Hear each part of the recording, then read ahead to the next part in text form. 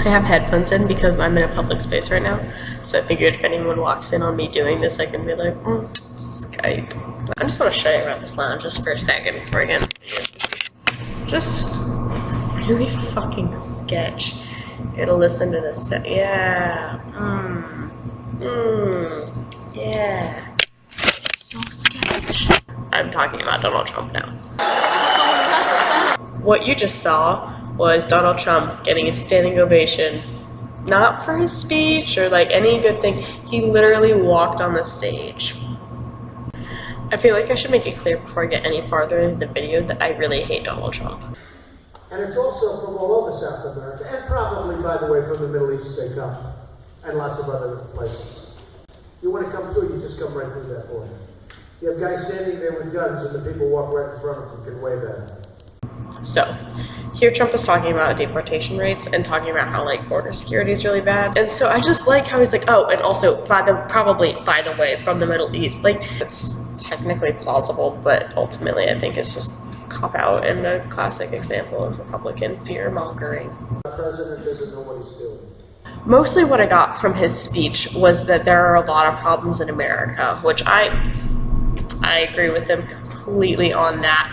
However, he doesn't have any solutions to like solve them. So it was basically me just sitting there for an hour listening to some multi-millionaire bitch about how America sucks and how our politicians suck.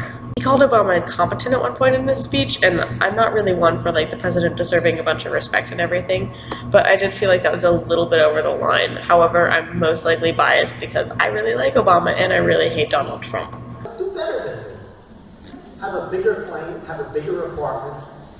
That's going to be done, I would say. Context on that last clip, he's trying to inspire us as college students to do better than him. I really do like the strive to do better than the last generation mentality that he presents in this speech. However, I think that the manner in which he executes it is shit. So half of his speech was bitching about China, and the other half of his speech was talking about how fucking rich he is. He talked a lot about China in his speech and how China is developing faster than us and doing better things than us and admitting more than us, and we're like, and they're allowed to admit more.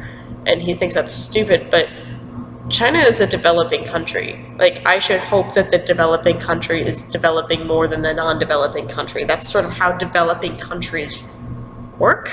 Being a teacher is such a great thing. And maybe it's not quite the same money, but you know what? There's nothing more important for the people who want to become teachers, where you take our youth and you teach them about whatever it is you're good at and what you love. Everyone likes to say that they support teachers because you're kind of a dick if you don't support teachers. But I feel like the Republican platform inherently doesn't support teachers because lower taxes mean lower school budgets, which means you're not supporting schools, and if you're not supporting schools, you're not supporting teachers. So I don't know how he's sort of working that one out, but I think it's really interesting to just see that he mentioned that. A friend of mine has always been like a loser. I hate to say this. Now, when you're out in life, these are the best things. You know, having a loser as a friend is the best because it makes you feel superior. You understand it's good for you. I mean, a lot of times I'll sit with my really successful friends. I'll sit with Steve Wynn and I'll say, Steve, I did this, I did that. He'll say, Donald, but I did this and I did. And at the end, everybody at the table has a headache. But when you sit with a guy that never made it, it's a grace. You say, I did this, I did, and all he does is sit down and listen to you all night long. It's really fabulous. But